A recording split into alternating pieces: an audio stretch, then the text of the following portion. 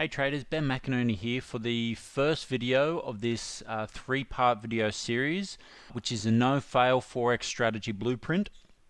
Now, over the next three videos, we're going to be looking at my big gun of trading, which is the Asian range crossover. Now, we spoke about that in the previous video that you have watched. And across this series, I am going to go into detail of exactly how I enter this trade. And how eventually you're going to be trading this to bank yourself some consistent money in Forex. So before we get into it, I just want to give you a quick rundown of what to expect over the next three videos. So this first one, we're going to be going into a lot of detail about the Forex blueprint itself and how you can use this blueprint to get any strategy that you are currently trading and of course the Asian range crossover to work for you. There is a predefined process that you really do need to go through. You can't just get a set of rules, practice it a few times and try and trade it right. There's a few more things to it, and the reason why I'm putting this Forex blueprint first is I don't want you guys to just take the Asian range crossover parameters and try and trade it. We really need to go through this first, and if we don't get this part right, the entry and exit criteria alone really isn't going to allow you to trade this profitably. Firstly, I'd really like to thank everyone who has written in. I've got many questions, a lot of which I've tried to answer individually. I couldn't get to all of them, but hopefully all your questions are going to be answered across these three videos. Now, before we get started on the Forex blueprint itself, I think it's really important to reflect on why we got into Forex in the first place. A lot of people do get into this game to make a lot of money. And that's fine. If you are chasing financial freedom, some people want to be able to spend more time with their family. I know this particular trade, the Asian range crossover, will definitely have you spending less time in front of your charts. Me personally, I love traveling. I got into this for the flexibility of it. It allows me to move anywhere I want in the world. Currently I'm living in Madrid in Spain. I'm from Sydney, Australia, so it's really allowed me the freedom to move about the globe and trade from wherever I am. But remember, if you don't have a target or a goal of what you're trying to achieve in Forex, then you are going to hit it. Okay, if you don't have a target, you will hit it. So it is important to bear in mind why we are doing this, because it is a long process. It's not something you can just study for a couple of weeks and you're good at it. It does take time, so you do need to keep focused on what is important. So before we get started, I must warn you there is a little bit of work involved. When you have watched this three-part video series, once you have finished it, once you do have the entry and exit criteria, there is a process you'll need to go through, which will take a bit of time. You should be able to get through it in a week or two, depending on how much time you have. But there is an engagement process you need to go through to make it happen. So I just want to warn you, there is a bit of work, but it is surely worthwhile. And I mean, I think this is why a lot of people fail in Forex. I think there is a very high failure rate. They talk about 90 or 95% of people fail in Forex. And I think the reason for it is a lot of people are trying to get a free ride. There's a lot of misinformation about how quickly and how much money you can make in Forex. The sky's the limit with the money, but as far as speed goes, it really does take time to engage in the market and acquire the right experiences to be able to react in certain situations. You need to get your head around psychology and all that kind of thing. And a lot of people who you see on the right there, they just want to get an easy ride. They want to take the escalator to success. They get given a strategy or they buy a strategy, they learn a few of the basics, and then they go to try and make money. And a lot of them just blow up their account. They're not using staunch risk aversion, and that's why they fail. This process I'm giving you is a taking the stairs type approach. It does take time, but it's going to give you the technical and psychological edge over that 90-95%, which is going to allow you to succeed. And that's the important part. Okay, so this is the Forex blueprint. Now, before we get started, I really do need to ask you to take off that I already know this hat. It really doesn't matter what you know at this stage. All I'm really interested in is the action you take. A lot of this stuff you would have heard before, but sometimes you do need to see it in a different context or a different light for it to sink in and for you to take action and really make it happen. All right, so this is, in a nutshell, this is the Forex blueprint. So obviously you can't read it all right now, it's all a bit small, but this is what it looks like when it's expanded. So let's look at the top half. The top half is everything I'm sure you're quite familiar with. You have, so understanding the market behavior. And the market behavior really comes down to two categories, which is your technical and your fundamental. So the fundamentals are the monetary policies, interest rates, economic growth, geopolitical factors, which move price around. Obviously, your interest rates, money-seeking yield, anything that is fundamentally moving price. And then you have the technical. Obviously, I've got price action, we've got indicators, time of day risk, and that's just a few of the technical factors. There's a lot more to it. I mean, you could be talking, binary options, whatever you guys trade. That's all in this technical aspect of it. So if we have a look at price action, for example, you've got support and resistance, Japanese candlesticks. But if you have a look at support and resistance, for example, there's many different forms of support and resistance, and where price finds its support and resistance. It could be finding support on levels such as that are mathematically calculated, such as pivot points. They could be finding it at big figures. Then we've got Japanese candlesticks. There's a multitude of different Japanese candle patterns. There's also reversal patterns, trend lines. There's all these technical factors. So then you've got the indicators. We use MACD, we use Fibonacci, average true range, volume. You name it. There's indicators out there for everything. So this all combines for the technical side of things. Now, going to the bottom side, we have the strategy building and implementation. So basically, this bottom half is getting any technical or fundamental factor from this top part, and we put it into a process that we call backtesting. So we put these various factors or various parameters through process-oriented testing, and that spits out results in the form of data. So we gather data, we gather statistics, and then we use that data to then go on to form our strategy. And then there is a daily routine that we go through to implement our strategy. So basically, this bottom half is really what I'm going to be focusing on over these next 3 videos. So we're going to be taking from the top and how we're implementing that top stuff that we know into this bottom part, the strategy building and implementation, to get it all to work, because this is where it all goes wrong. So I'm sure you've all heard of backtesting, I'm sure you've all performed backtesting, but do you know why we're doing it, and do you know what you need to be doing and what you need to be getting out of backtesting and why it makes something work for you? This is the important part.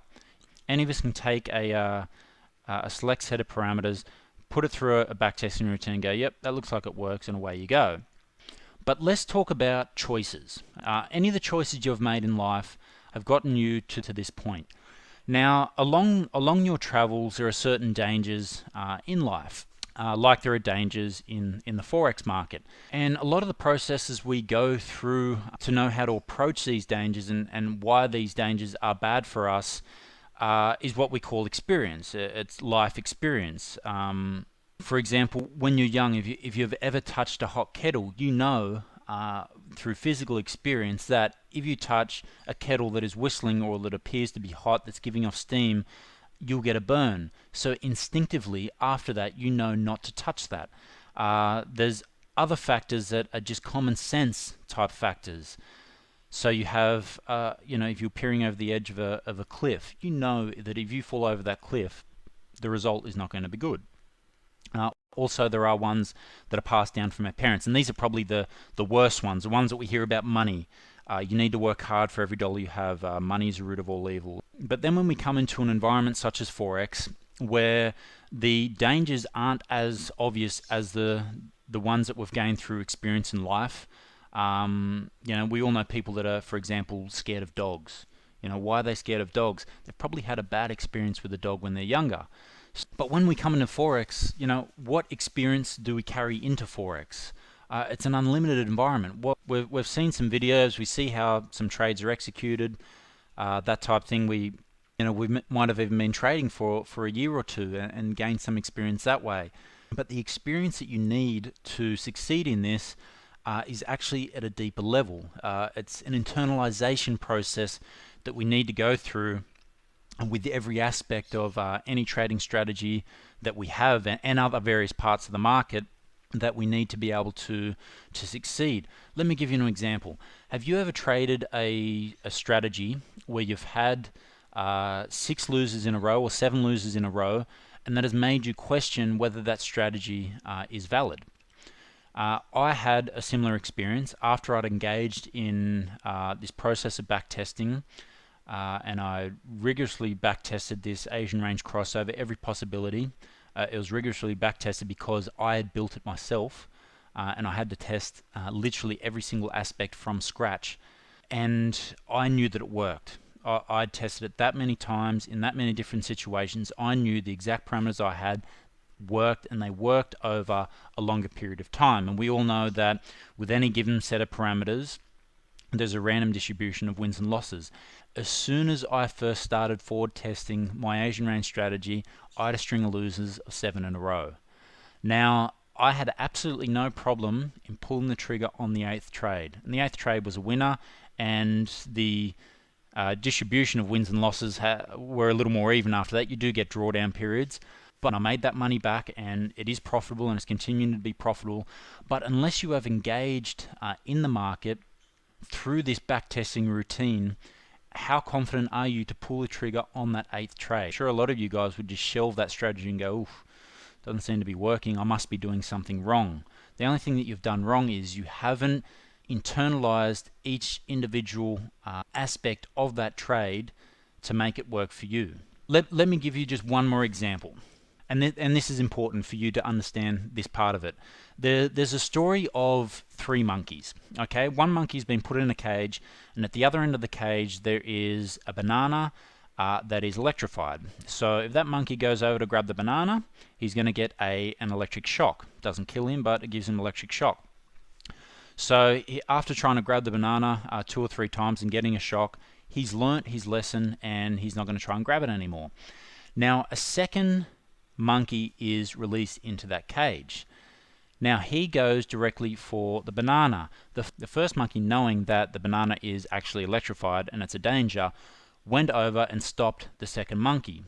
So really, if you are trading a strategy that is built by someone else, you are that second monkey. You don't have experience of why you should or should not do certain things in the market. You can see the banana, you can see the money sitting there, you can see the strategy set up, but there might be something that you can't see that the inventor of the strategy or that first monkey knows about that is going to stop him from getting into the market and trying to get the reward. So what we need to do is give you that experience of getting zapped a few times so you can actually make the right decisions and not be scared of making those decisions. Because we have, obviously, we've got the technical side of trading, the technical and fundamental, or the strategy side of trading, and we all know that there's a psychological aspect. Now, the thing we don't know is how to get our psychology right. That is the hardest bit. We read books on psychology, do this, think that.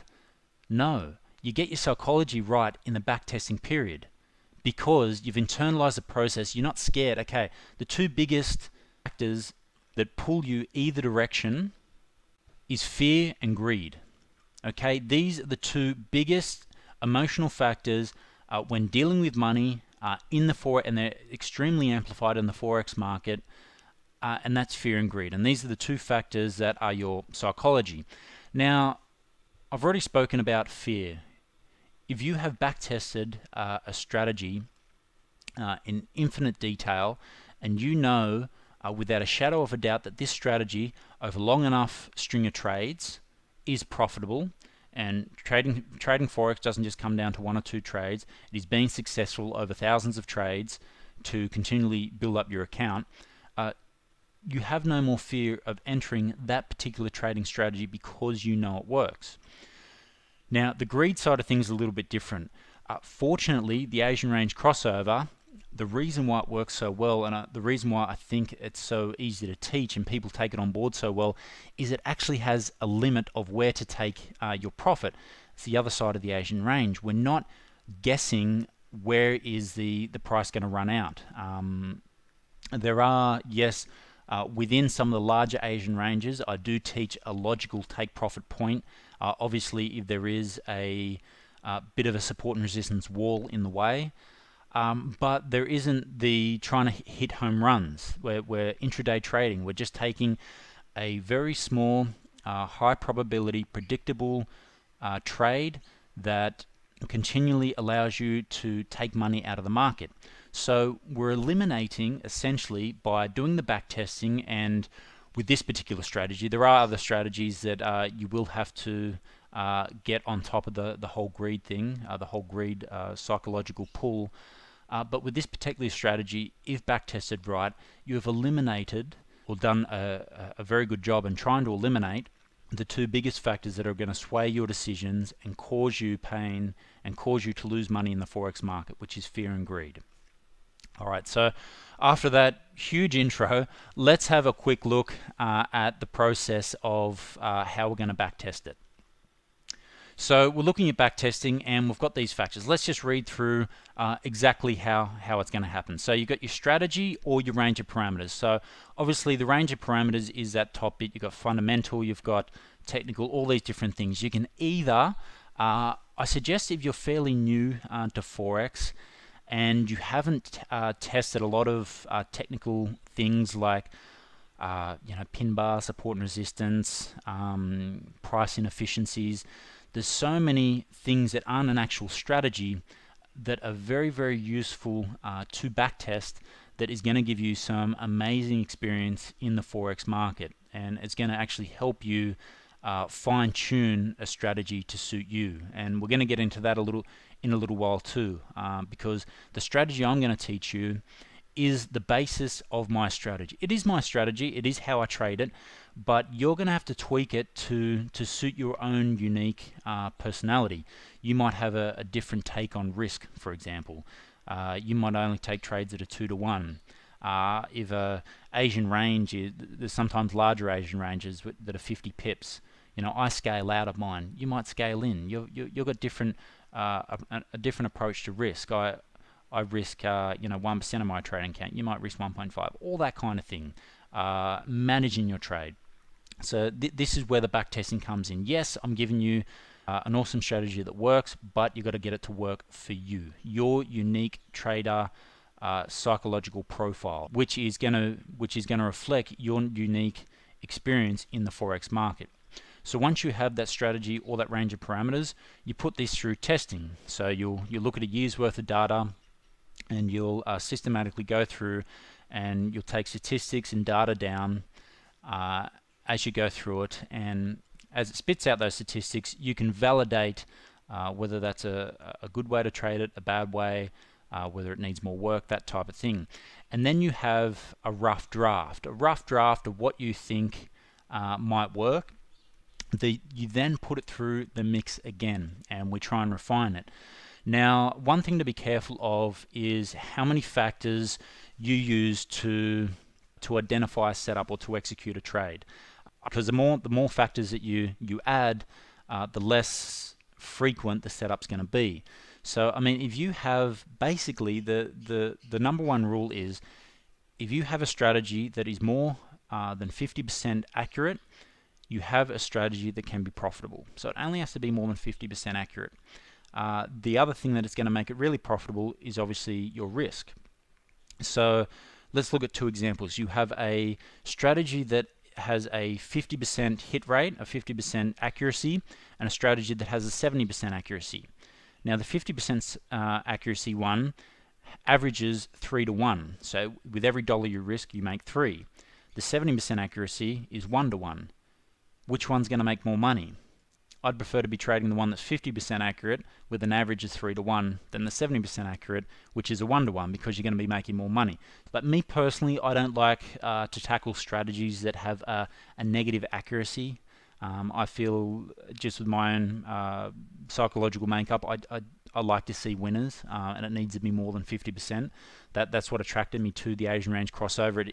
It did have a high frequency of winners. So when you do have that rough draft, we do refine it, and generally the refining process has to do with refining your risk model and your trade management, which are two different things. They're sort of intertwined, but your risk model and your trade management.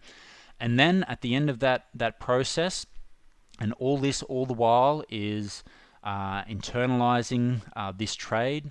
Your psychology is getting stronger. Your confidence in this trade, and that's a huge thing. Your confidence in trading this and pulling the trigger is growing. And you know, once you spit out this risk model and this strategy ready for forward testing, trust me, you are extremely confident going in and trading it. And you're really going to have a lot of fun trading it, because you know that it works. How many times have you woken up in the morning or at the start of the month and said to yourself, I know I'm going to make money this month? And that's what you're going to do when you do this back testing. So let's just have another look. It's just what I've spoken about, but obviously we're going to take our price action indicators, technical, or a strategy that's been given to you. I'm going to give you a strategy which is going to save you a hell of a lot of time. You can get straight into, you've got a rough draft of parameters. Well, I'm going to give you a bit more than a rough draft. You're going to have fairly precise parameters, but you're going to go through and back test that, internalize. You're going to refine it with risk, gather more data, and you're going to keep doing that. You might feed a couple of things in that there might be some things that you've back tested. You might come to the table with other experience in Forex, fundamental, that type thing. You might add a couple of those things in to further refine it. So let's have a look. Just say, for example, you don't have a strategy that you want to test. You just want to engage in the market and try and understand the market a little better. Or you can use this as a strategy. Okay. Well, this is just some of the things that you can be testing. You can be testing, so we're playing a bounce. So you could be testing, obviously, how many times a particular price will bounce off a trend line. How often do you get a bounce before it breaks that trend line? What time of day do you best get a bounce off that trend line? Does it happen during London Open? Does it happen in the Asian range when we've got less volatility and less volume? You can look at, so these are your time of day factors, your London close, London Open, New York, Asian session, rollover, etc. You have your entry and exit. So you could be looking at a confluence, a number of touches, support and resistance. You could be looking at time frames. 5-minute chart might tell you something that the hourly chart doesn't. So this part here can be anything. This can be, let's talk about something with Japanese candlesticks. Let's talk about a pin bar. So pin bars, when do they work best? So your entry and exit, which could be a confluence of other factors, do they work best when they happen on the pivot point, or a support level of a pivot point, or do they work best on a weekly pivot point? Do they work best when MACD, the signal line, has crossed the MACD line on the hourly chart? Support and resistance, do they work best when a 1 hour candle is found on a 4-hour strong support and resistance line? What currency pairs do they work best in? The type of volatility. There's a multitude of things that you can test for every aspect and every technical parameter in the Forex market. So again, if you don't have a lot of experience in Forex, I suggest you start here. Even if you do, there might be some things you want to brush up on. There might be some things you want to internalize. But if you wanted to, it's fine to get straight into backtesting a strategy, whether it be the Asian range crossover or another strategy. But as long as you are going through process-orientated exercises and engaging the market in this way, this is how you're going to gain the experience, and this is how you're going to be successful in it. Why do we backtest? Let's have a quick look at a golfer, a professional golfer. Here he is, he's about to tee off. This is the first green. It's a PGA Open. Before he takes that first shot, how many practice swings do you think this man has taken before he gets to the stage to even call himself a professional golfer, let alone getting accepted into a PGA? So this guy is performing at the top of his game. How did he get there? You'll find that this guy on a weekly basis will take hundreds if not thousands of drives, chips and putts to continually keep on top of his skills. So when he steps up to that tee, he's got the utmost confidence that he's going to strike the ball in the best way that he absolutely can. Even though he is a pro golfer, even though I am a retail trader, I still engage in exercises in the market. I'm still trying to find other strategies. I'm still trying to understand the market better. Okay, so the more you can do, you know, this is a zero-sum game, and you're playing against other people in the market. You're playing against hedge funds that are trying to use you as liquidity, that are trying to soak up your money so they can enter the market at a better price to make more money. So a zero-sum game means that it's like in poker, you're playing against other players. So you need to be, if you want to be in that top 5% or 5-10%, you really need to do this. You really need to put the work in to make sure you get there. So again, backtesting is to internalize through process-oriented interactions with specific parts of the Forex market. So that's it for the first video. I really hope you've taken something away from this. That first video is more important than the Asian range crossover strategy itself, and I hope you take that away from this, because once I give you this strategy, that's what I want you to do. I need you to go back and start putting it through its paces and make sure that this works and make sure you can actually trade it. Okay, so up next in the second video, which is going to come through in the next couple of days, is the Asian range crossover. I'm going to go through the parameters of exactly how to trade it. Okay, until then, good luck with your trading. This is Ben.